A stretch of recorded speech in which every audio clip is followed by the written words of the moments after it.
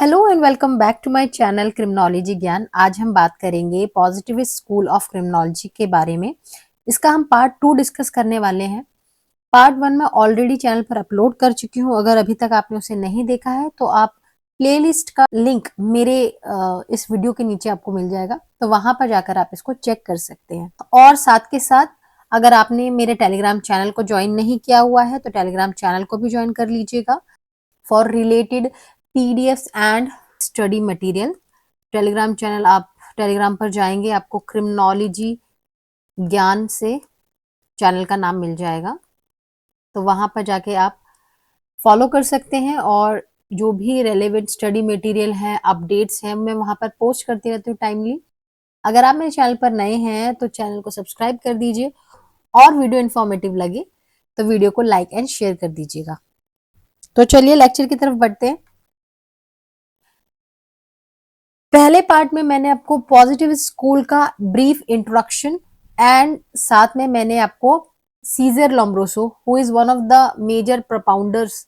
आज हम पढ़ेंगे राफेल गैरोफेलो के बारे में। ये भी one of the 3 leading exponents जो भी इटालियन स्कूल ऑफ क्रिमिनोलॉजी के हैं, उनमें से एक राफेल गैरोफेलो है। इनका टाइम पीरियड रहा 1852 से 1934 का। He was born in Naples Italy. इनका जन्म नेपल्स इटली में हुआ था और इन्होंने क्रिमिनोलॉजी टर्म दिया था। एग्जाम में ये क्वेश्चन पूछा जाता है, अगर आप DSSB वेलफेयर ऑफिसर की तैयारी कर रहे हैं तो उसमें भी ये क्वेश्चन पूछा गया था कि क्रिमिनोलॉजी टर्म किसने दिया है। और ये यूजीसी नेट में भी पूछा जाता है कि क्रिमिनोलॉजी टर्म किसने दिया है। अगर आपके पास ऑप्शन में राफेल गैरोफेलो नहीं है और अगर आपके पास ऑप्शन में पॉल टॉपिनोड रहता है तो आप उस पर भी टिक लगा सकते हैं, क्योंकि क्रिमिनोलॉजी टर्म का जो फ्रेंच वर्जन है वो पॉल टॉपिनोड ने दिया था। तो वहां पर ये जो है, अगर आपके पास ऑप्शन में राफेल गैरोफेलो नहीं है तो आप पॉल टॉपिनोड भी टिक कर सकते हैं। तो ही कॉइन्ड द टर्म क्रिमिनोलॉजी। इनके प्रोफेशन की अगर मैं बात करूं तो ये लॉयर भी रह चुके हैं, प्रोसिक्यूटर, मजिस्ट्रेट रह चुके हैं। Along with that criminal law के प्रोफेसर भी रह चुके हैं। तो ये बहुत ही ज्यादा प्रतिभाशाली थे और इन्होंने मल्टीपल प्रोफेशन को चूज किया। बात करते हैं इनके मेजर वर्क की। इन्होंने एक बुक लिखी क्रिमिनोलॉजी नाम से एट द एज ऑफ 33, और ये बुक पब्लिश कब हुई? 1885 में। ठीक है। अब ये बुक इतनी अच्छी चली कि इसका सेकंड एडिशन भी आया, और सेकंड एडिशन जो है 1891 में आया, इटालियन एडिशन। ठीक है। तो इस बुक को 4 लैंग्वेजेस में और ट्रांसलेट किया गया, स्पेनिश, पोर्टुगीज और फ्रेंच में और इंग्लिश में। तो स्पेनिश, पोर्टुगीज और फ्रेंच में तो डायरेक्टली गैरोफेलो ने ही ट्रांसलेट किया था, और इंग्लिश में इसको ट्रांसलेट किया था रॉबर्ट मिलर ने इन द ईयर 1914। अब इस बुक का अगर कंप्लीट आपसे टाइटल पूछा जाए तो ये है criminology essay on crime, its causes and means of repression. तो जनरली ऐसा नहीं पूछा जाता, क्योंकि आप कंफ्यूज हो सकते हैं कि एसे ऑन क्राइम ये सीजर बेकेरिया के केस में भी आपने देखा था, तो कंफ्यूज हो सकते हैं। तो जनरली से क्रिमिनोलॉजी नाम से ही जाना जाता है। इस बुक के अंदर उन्होंने क्राइम, क्रिमिनल्स के बारे में जो भी उनको एक्सप्लोर करनी थी चीजें, जो भी उन्होंने एक्सप्लोर करी चीजें, उसको उन्होंने इस बुक के अंदर मेंशन किया। नेक्स्ट बात करते हैं नेचुरल क्राइम की। इनका जो one of the major concept जो उन्होंने दिया है वो है नेचुरल डेफिनेशन ऑफ क्राइम। अभी हमने पढ़ा कि ये प्रोफेसर भी हैं, लॉयर भी रह चुके हैं, क्रिमिनल लॉयर भी रह चुके हैं। तो इन्होंने ये चीज नोटिस करी कि भाई क्राइम की डेफिनेशन हर पर्सन अलग दे रहा है, प्रॉपर डेफिनेशन जिसे कहें वो नहीं मिल पा रहा था। तो इन्होंने क्या किया कि नेचुरल डेफिनेशन दिया क्राइम का। इन्होंने बोला कि नेचुरल क्राइम वो क्राइम होगा जो किसी भी पर्सन के बेसिक मोरल सेंटिमेंट्स जैसे कि पिटी और प्रोबिटी को ऑफेंड करता हो, वो नेचुरल क्राइम है। ठीक है। अब ये पिटी और प्रोबिटी क्या होता है वो देख लेते हैं। पिटी मतलब कंपैशन एंड सिंपैथी। ठीक है। जब किसी पर्सन में ये सेंस नहीं होगा कि दूसरों के लिए उसको सिंपैथी फील नहीं होगा, इमोशंस नहीं होंगे, दूसरों की फीलिंग्स को उसको समझ में नहीं आएगा, दूसरों को हर्ट करेगा वो, तो दैट इज पिटी। और प्रोबिटी होता है आपका ऑनेस्टी एंड इंटीग्रिटी। ऑनेस्टी तो आप सभी को पता है, इंटीग्रिटी मतलब जिस पर्सन में मोरल वैल्यूज ही नहीं है। ठीक है। तो अगर किसी पर्सन के अंदर पिटी और प्रोबिटी, ये क्या है, आपके मोरल सेंटिमेंट्स हैं, ये मिसिंग है, तो वो पर्सन क्या करेगा? वो पर्सन जो है क्रिमिनल होगा, अगर किसी पर्सन के अंदर ये बेसिक मोरल सेंस एब्सेंट है तो इसका मतलब वो पर्सन परमानेंट साइकोलॉजिकल किसी इशू से जूझ रहा है और इसीलिए वो एक ट्रू क्रिमिनल कहलाएगा और ट्रू क्रिमिनल को सोसाइटी से बचाना is the ultimate priority. Next बात करते हैं गैरी फेलो ने जो क्रिमिनल्स को कैटेगराइज किया उसके बारे में बात करते हैं। तो इन्होंने 4 टाइप दिए। पहला है मर्डरर, फिर वायलेंट क्रिमिनल, थीफ या डेफिशिएंट क्रिमिनल्स कहते हैं, एंड नेक्स्ट इज लेसिवियस क्रिमिनल। तो इन्होंने 4 टाइप्स दिए क्रिमिनल्स के। तो अब इनके बारे में समझते हैं। मर्डरर कौन होते हैं? ऐसे लोग जो दूसरे पर्सन को मारते हैं वो मर्डरर है और बेसिकली उनका जो मेन एम होता है, उन्हें कब सेटिस्फेक्शन मिलता है, जब वो दूसरे पर्सन से बदला ले लेते हैं, तो वो मर्डरर होंगे। अब इस तरीके के जो क्रिमिनल हैं उनके अंदर पिटी और प्रोबिटी, ये जो दोनों मोरल सेंटिमेंट्स हैं वो दोनों ही एब्सेंट रहते हैं और जब भी इनको अपॉर्चुनिटी मिलेगा वो दूसरे पर्सन को मार देंगे। तो यहाँ पर ये चीज ध्यान में रखने की है कि इनके पास जो दोनों ही मोरल सेंटिमेंट्स हैं वो एब्सेंट है। पिटी एंड प्रोबिटी दोनों ही जो मोरल सेंटिमेंट्स होते हैं वो एब्सेंट है। Second is violent criminal. तो वायलेंट क्रिमिनल्स वो होते हैं जो कि जिनमें पिटी मोरल सेंटिमेंट एब्सेंट रहता है और ये इन्वायरमेंटल फैक्टर्स से इन्फ्लुएंस हो सकते हैं, जैसे कि अगर इन्होंने अल्कोहल ले लिया तो ये इन्फ्लुएंस हो जाएंगे, मतलब अल्कोहल लेने के बाद ये वायलेंट हो जाएंगे। Also they are endemic to criminals particular population. Endemic मतलब कि एक पर्टिकुलर लोकेशन में, पर्टिकुलर पॉपुलेशन में वहीं पर ही क्राइम करते हैं, क्योंकि हो सकता है इनको वो रीजन पता है, वो एरिया पता है, वो लोकेलिटी पता है, इसलिए वो मोस्टली एंडेमिक नेचर के होते हैं कि वो जिस एरिया में रह रहे हैं या फिर एक उनका पर्टिकुलर एक लोकेशन होता है जहां पर वो क्राइम करते हैं। नेक्स्ट हम बात करते हैं डेफिशिएंट क्रिमिनल्स की। डेफिशिएंट क्रिमिनल्स वो लोग होते हैं जो कि क्राइम अगेंस्ट प्रॉपर्टी करते हैं, जैसे कि थीव्स हो गया, रॉबर्स हो गए, ये डेफिशिएंट क्रिमिनल्स हो गए।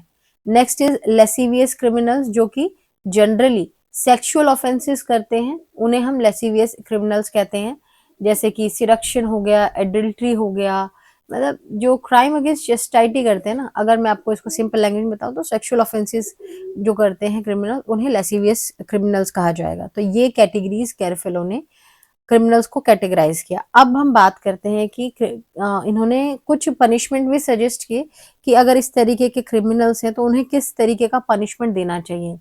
उन्होंने बोला कि जो एक्सट्रीम क्रिमिनल्स हैं, जैसे कि ये मर्डरर्स हो गए, ये एक्सट्रीम क्रिमिनल्स के अंदर आ जाएंगे। इनको हम क्या कर सकते हैं, सिंपली एग्जीक्यूट कर सकते हैं। एग्जीक्यूट इन द सेंस मतलब कैपिटल पनिशमेंट उन्हें दे दो, क्योंकि इनके पास इनका क्या है, परमानेंट साइकोलॉजिकल एनोमिली है इनको कुछ, और इसीलिए इनको हम सोसाइटी से अलग हमें रखना है। सोसाइटी से अलग कैसे रख सकते हैं हम इनको, सिंपली एग्जीक्यूट करके इनको कैपिटल पनिशमेंट दे दो, इनको हटा दो सोसाइटी से। तो इन्होंने एक्सट्रीम क्रिमिनल्स के लिए ये वाली बात कही। इम्पल्सिव क्रिमिनल्स की मैं बात करूं तो इम्पल्सिव क्रिमिनल्स के अंदर आते हैं अल्कोहलिक्स और इंसेन लोग। तो इनको गैरफेलो ने सजेस्ट किया कि इन्हें इम्प्रिजन कर देना चाहिए, इम्प्रिजनमेंट दे देना चाहिए, इनको लॉकअप में बंद कर देना चाहिए। प्रोफेशनल क्रिमिनल्स के लिए नेक्स्ट कैटेगरी जो है प्रोफेशनल क्रिमिनल्स, इसमें उन्होंने बोला कि जो प्रोफेशनल क्रिमिनल्स होते हैं वो तो नॉर्मल इंडिविजुअल्स ही होते हैं, इनमें कोई एनोमली नहीं है, लेकिन फिर भी ये अपनी मर्जी से क्राइम कमिट करना चूज करते हैं। इनके लिए जो होना चाहिए वो एलिमिनेशन होना चाहिए, कैसे भी करके इनको सोसाइटी से अलग रखना है। कैसे, या तो लाइफ इम्प्रिजनमेंट करके, या फिर इनको किसी पीनल कॉलोनी, जैसे पहले जमाने में काला पानी की सजा दी जाती थी, इस तरीके का कोई उन्हें पनिशमेंट दे दो जिससे वो सोसाइटी से एलिमिनेट हो जाए। नेक्स्ट है एंडेमिक क्रिमिनल्स। एंडेमिक क्रिमिनल जैसे मैंने आपको बताया था पहले, तो एंडेमिक क्रिमिनल्स के लिए उन्होंने क्या बात करी कि जो एक पर्टिकुलर रीजन में क्राइम करते हैं, क्योंकि उन्हें हो सकता है वहाँ के कंडीशंस पता है, वहाँ के लोगों के बारे में पता है, वहाँ का नेचर पता है उसे, तो इसलिए वो एक पर्टिकुलर एरिया चूज करते हैं। उन क्रिमिनल्स को एंडेमिक क्रिमिनल्स कहा जाता है। और ऐसे क्रिमिनल्स को हम कैसे कंट्रोल कर सकते हैं, लॉ में चेंजेस करके। गेरफेलो और लम्ब्रोसो ने बात करी एबनॉर्मेलिटी की, दोनों ने ही एबनॉर्मेलिटी की बात करी, लेकिन उनका जो एम्फेसिस था वो अलग अलग था। जैसे लॉम्ब्रोसो ने क्या कहा, लॉम्ब्रोसो के अकॉर्डिंग वो कैसे थे, बॉन्ड क्रिमिनल्स, जिनके बॉडी के फीचर्स को देख के हम बता सकते हैं कि भाई ये पर्सन जो है क्रिमिनल हो सकता है, क्योंकि इसके मस्कुलर फीचर्स हैं, इसके बॉडी में हेयर ग्रोथ ज्यादा है, इसके कर्ली हेयर्स हैं, इसके प्रोट्रूडिंग जॉज हैं, इसके ब्रॉड लिप्स हैं। इस तरीके के फिजिकल फीचर्स को देखकर हमने कहा था कि लोम्ब्रोसो ने बोला कि ये पर्सन जो है क्रिमिनल होगा, लेकिन गैरोफेलो का एम्फेसिस थोड़ा अलग था। तो इन्होंने बात करी एबनॉर्मेलिटी की, लेकिन लोम्ब्रोसो का मेनली क्या था, फिजिकल एबनॉर्मेलिटी की बात करते हैं।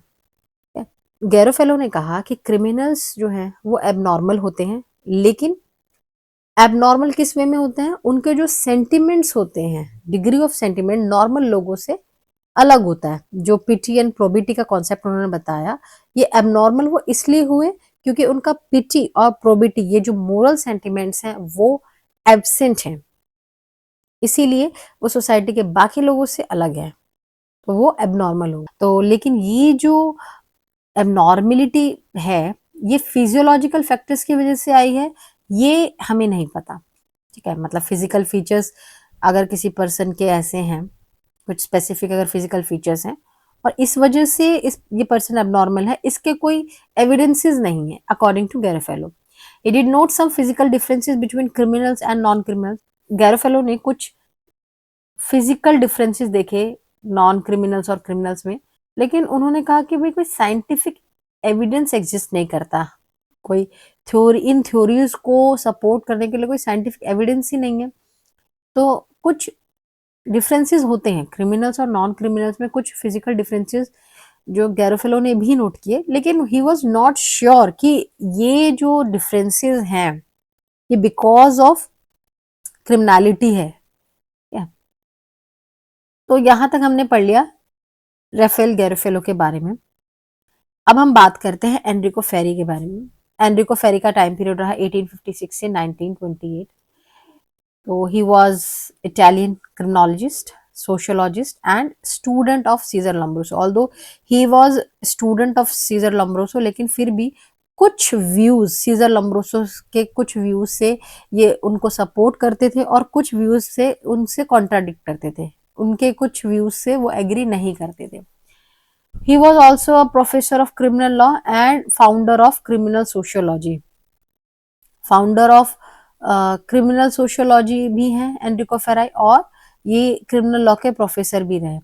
अब इन्होंने क्या बात करी, इन्होंने बोला कि जो सिर्फ बायोलॉजिकल रीजंस ही इनफ नहीं है। अगर मैं कहूँ किसी कोई पर्सन क्रिमिनल बिहेवियर शो कर रहा है और उसका रीजन अगर मैं सिर्फ कहूँ कि बायोलॉजिकल रीजंस हैं उसके सिर्फ, तो इन्होंने बोला कि सिर्फ बायोलॉजिकल रीजंस ही नहीं होते, इसके अलावा और भी बहुत सारे रीजंस हैं जो किसी पर्सन को क्रिमिनल बिहेवियर में इंट्रोड्यूस करते हैं, या कोई पर्सन जो है क्रिमिनल बिहेवियर में इंडल्ज होता है, सिर्फ इसका बायोलॉजिकल रीजन नहीं। जैसे कि सीजर लम्ब्रोसो ने कहा कि अगर उस पर्सन के स्कल ऐसा है या फिर हेयर ऐसे हैं या लिप्स ऐसे हैं, तो वो पर्सन जो है क्रिमिनल बिहेवियर में इंडल्ज होगा। लेकिन एनरिको फेरी ने बोला कि सिर्फ बायोलॉजिकल रीजन नहीं, इसके अलावा भी और बहुत सारे फैक्टर्स हैं, जैसे कि सोशियोलॉजिकल रीजंस हो गया, इकोनॉमिक रीजंस हो गया, फिजियोलॉजिकल फैक्टर्स हो गए। ये सारे फैक्टर्स जो है ये इक्वली रिस्पॉन्सिबल हैं, इक्वली नहीं मतलब ये फैक्टर्स भी रिस्पॉन्सिबल हैं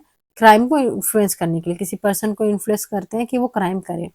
तो फेरी का मानना था कि जो क्राइम है वो कैसे हो रहा है, जिस भी सोसाइटी से क्रिमिनल आ रहा है क्राइम वहां से प्रोड्यूस हो रहा है। फॉर एग्जाम्पल, अगर कोई पर्सन है उसने चोरी करी, तो मोस्ट प्रोबेबली वो पर्सन एक ऐसे एरिया से आ रहा है जहां पे बहुत ज्यादा गरीबी है, अनएम्प्लॉयमेंट है।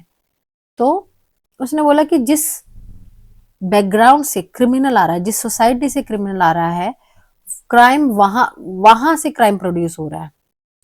और also he rejected free will, free will को रिजेक्ट कर दिया। उन्होंने बोला कि कोई भी क्रिमिनल जो है अपनी मर्जी से एक्ट नहीं कर रहा है, उसके कुछ सिचुएशन है जिसकी वजह से उसने वो क्रिमिनल एक्शन चूज किया। इसके बाद इन्होंने दिया लॉ ऑफ क्रिमिनल सैचुरेशन। ये इनका बहुत इंपॉर्टेंट कॉन्सेप्ट था जो क्रिमिनल सैचुरेशन का इन्होंने लॉ दिया। अब अकॉर्डिंग टू हिम इन्होंने बोला कि किसी गिवन सोशल एनवायरनमेंट के अंदर, अगर मान लेते हैं ये कोई गिवन सोशल एनवायरनमेंट है, इसके अंदर मान लेते हैं कि डेफिनेट नंबर ऑफ इंडिविजुअल्स हैं और definite number of physical conditions हैं, जैसे कि एम्प्लॉयमेंट कितना है और इनकम कितनी रहेगी, ये सारे क्या हमारे फिजिकल कंडीशंस हैं। जैसे मान लेते हैं कि कुछ एक डेफिनेट नंबर ऑफ अनएम्प्लॉयड लोग होंगे, डेफिनेट नंबर ऑफ लोग होंगे जो अनएजुकेटेड होंगे, ठीक है, तो वहां पर क्या होगा कि फिक्स नंबर ऑफ क्राइम होगा।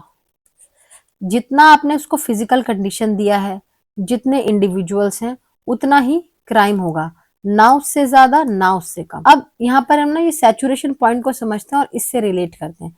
मान लेते हैं आपने भी बचपन में एक्सपेरिमेंट किया होगा, किसी मान लेते हैं ग्लास में आपने पानी ले लिया और हमने क्या करा, इसको हीट किया।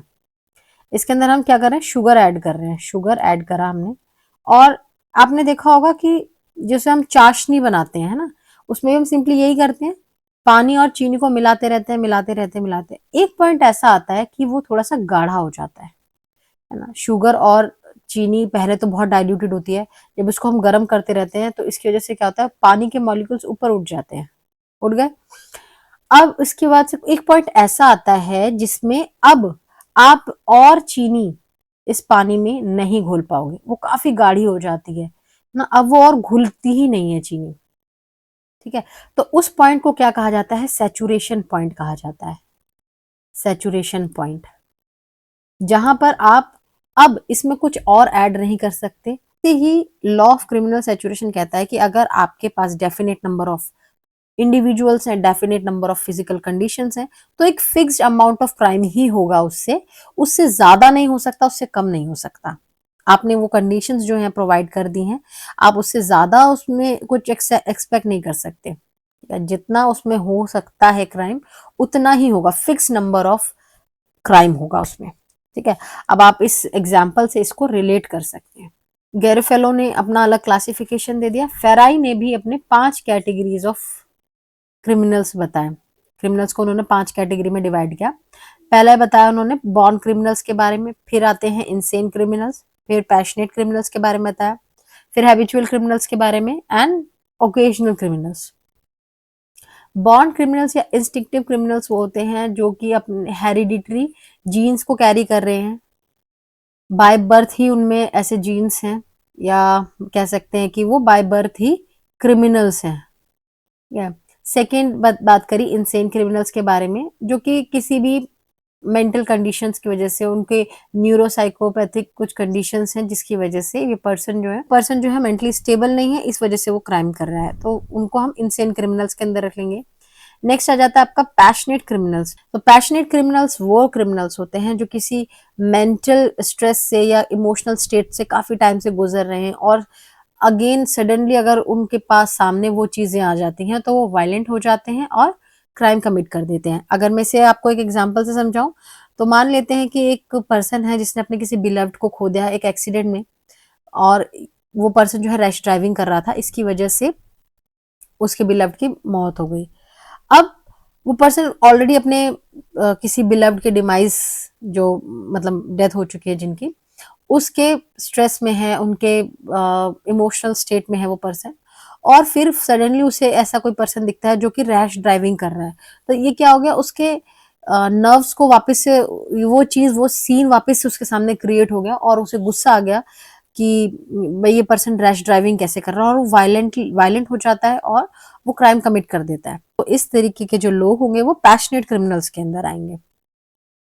नेक्स्ट आ जाते हैं हम हैबिचुअल क्रिमिनल्स के बारे में। हैबिचुअल क्रिमिनल्स वो क्रिमिनल्स होते हैं जो कि बार बार अपने क्राइम को कर रहे हैं। अब ये जो है वो सोशल एनवायरनमेंट की वजह से भी ये वो क्राइम कर सकते हैं। फॉर एग्जाम्पल वो किसी ऐसे सोसाइटी से आते हैं, ऐसे सोशल एनवायरनमेंट में पले बड़े हैं जहां पर एजुकेशन की कमी थी, अनएम्प्लॉयमेंट था, फैमिली ने अबेंडन कर दिया, ये सारे रीजन हो सकते हैं जिसकी वजह से उस पर्सन को क्या हुआ कि या तो हो सकता है कि उस पर्सन ने बचपन से ही क्राइम करा था और वो अब उसके क्या हो गया, आदत बन गई है, तो वो हैबिचुअल क्रिमिनल्स हो गए। उसके बाद हम बात करते हैं ओकेजनल क्रिमिनल्स की। तो ज्यादातर जो लॉ ब्रेकर्स होते हैं वो ओकेजनल क्रिमिनल्स के अंदर आते हैं, ओकेजनल क्रिमिनल्स वो होते हैं जो कि सिचुएशनल फैक्टर्स या सर्कमस्टेंसेस के बेसिस पर क्राइम को कमिट करते हैं। उनका लाइफस्टाइल या उनका टेंडेंसी नहीं होता है क्राइम का। ये हैबिचुअल क्रिमिनल्स से अलग कैसे हैं? क्योंकि हैबिचुअल क्रिमिनल्स क्या है कि वो ऐसे बैकग्राउंड से आ रहे हैं जैसे जहाँ पर अनएम्प्लॉयमेंट है, तो उनको वही रास्ता दिखता है और वो बार-बार उसके हैबिचुअल हो जाते हैं और वो बार-बार क्राइम करते हैं। ओकेजनल क्रिमिनल्स क्या है, उनकी टेंडेंसी नहीं है, लेकिन जहाँ पर ऐसे सिचुएशन बन जाते हैं, ऐसे सर्कमस्टेंसेस बन जाते हैं, तो फिर वो क्राइम कर लेते हैं, तो वो ओकेजनल क्रिमिनल्स हो गए। नेक्स्ट बात करते हैं क्रिटिक्स की। तो ये जो जनरली जो क्रिटिक्स हैं वो मेनली लोम्ब्रोसो के जो थ्योरी थी उसको क्रिटिसाइज किया इन लोगों ने। तो सबसे पहले एनरिको फेराई की बात करते हैं। एनरिको फेराई ने किस ओपिनियन को अपोज किया लोम्ब्रोसो के? जहां पर लोम्ब्रोसो ने कहा कि जो बॉर्न क्रिमिनल्स हैं वो इनकॉरिजिबल्स हैं, यानी उनको सुधारा नहीं जा सकता। लेकिन एनरिको फेराई ने कहा कि जैसे कि नॉन क्रिमिनल्स को अगर हम फेवरेबल कंडीशंस दें, अगर उन्हें हम ऐसी कंडीशंस प्रोवाइड करें जहां पर वो क्राइम कर सकते हैं, तो वो भी क्राइम करेंगे। हालांकि वो नॉन क्रिमिनल्स हैं, लेकिन अगर उनको हमने कंडीशंस अच्छी प्रोवाइड करी जहां पर उनको लगता है कि वो चोरी कर सकते हैं, जहां पर उन्हें लगता है कि कोई उन्हें नहीं देख रहा है, जहां पर उन्हें लगता है कि वहां इजीली वो क्राइम करके और जहां पे वो इजीली क्राइम करके बच सकते हैं, उन्हें बेनिफिट हो सकता है, तो वहां पे वो भी क्राइम करेंगे, हालांकि वो नॉन क्रिमिनल्स थे। तो इसी तरीके से क्रिमिनल्स को भी अगर हम हेल्दी सराउंडिंग में रखें तो वो भी क्राइम से बच सकते हैं, वो भी अपने आप को क्राइम करने से रोक सकते हैं। तो अगर आपने ये कहा कि क्रिमिनल्स इनकॉरिजिबल्स हैं तो ये गलत है। ठीक है, इस बेसिस पर उन्होंने क्रिटिसाइज किया। नेक्स्ट क्रिटिसाइज किया गोरिंग ने, चार्ल्स गोरिंग। उन्होंने बोला कि ये फिजिकल क्रिमिनल का कुछ नहीं होता, आप सिर्फ उनके फिजिकल कैरेक्टरिस्टिक्स को देखकर उनको क्रिमिनल नहीं कह सकते हो। क्या? उसके बाद कैथरीन एस विलियम्स ने इसी चीज को समझाया, लोम्ब्रोसो और गोरिंग ने जो बातें कही उसको बास्केटबॉल प्लेयर के एग्जाम्पल से समझाया कि जो बास्केटबॉल प्लेयर होते हैं जनरली वो मेस्कुलिन होते हैं, वो उनकी हाइट लंबी होती है और हेयरी स्ट्रक्चर होता है, बहुत मेस्कुलिन उनका बॉडी स्ट्रक्चर होता है बास्केटबॉल प्लेयर्स का, उनकी हाइट अच्छी होती है।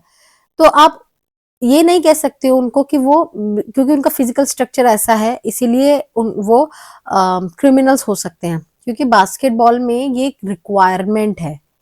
अगर आप वो नहीं है, आपके पास वो सारी चीजें नहीं है, तो आप एक अच्छे प्लेयर नहीं कहलाओगे। तो इसीलिए उन्होंने ये चीज बताई कि सिर्फ आप फिजिकल कैरेक्टरिस्टिक्स के बेसिस पर ये नहीं कह सकते कि ये पर्सन जो है क्रिमिनल है। नेक्स्ट, तो अकॉर्डिंग टू प्रोफेसर सदरलैंड, उन्होंने किस बात पे क्रिटिसाइज किया लोम्ब्रोसो को? उन्होंने कहा कि लोम्ब्रोसो का जो फोकस था वो इंडिविजुअल लेवल पर था, लेकिन सदरलैंड का जो काम है वो सोसाइटल लेवल पर है। अब सोसाइटी क्या है? Group of people. तो सोसाइटल लेवल पर आप किसी चीज को बता रहे हो और एक इंडिविजुअल लेवल पर आप चीज को बता रहे हो, तो एक तो हम मतलब जनरलाइज नहीं कर पा रहे। तो इंडिविजुअल पर फोकस करके, मतलब सोसाइटी से आप शिफ्ट होकर आप इंडिविजुअल पर फोकस कर रहे हैं, तो आप ऑलरेडी काम को 50 साल पीछे लेकर चले गए हैं। तो इस तरीके से क्या है, आपने जो प्रोग्रेस आप नहीं कर रहे हैं कुछ। तो इस बेसिस पर उन्होंने, सदरलैंड ने क्रिटिसाइज किया लोम्ब्रोसो को। So that's it for today's lecture. I hope आपको ये लेक्चर समझ में आया होगा, और इससे रिलेटेड कोई भी डाउट हो तो आप मुझे नीचे कमेंट सेक्शन में बता सकते हैं। तो मिलते हैं नेक्स्ट लेक्चर में।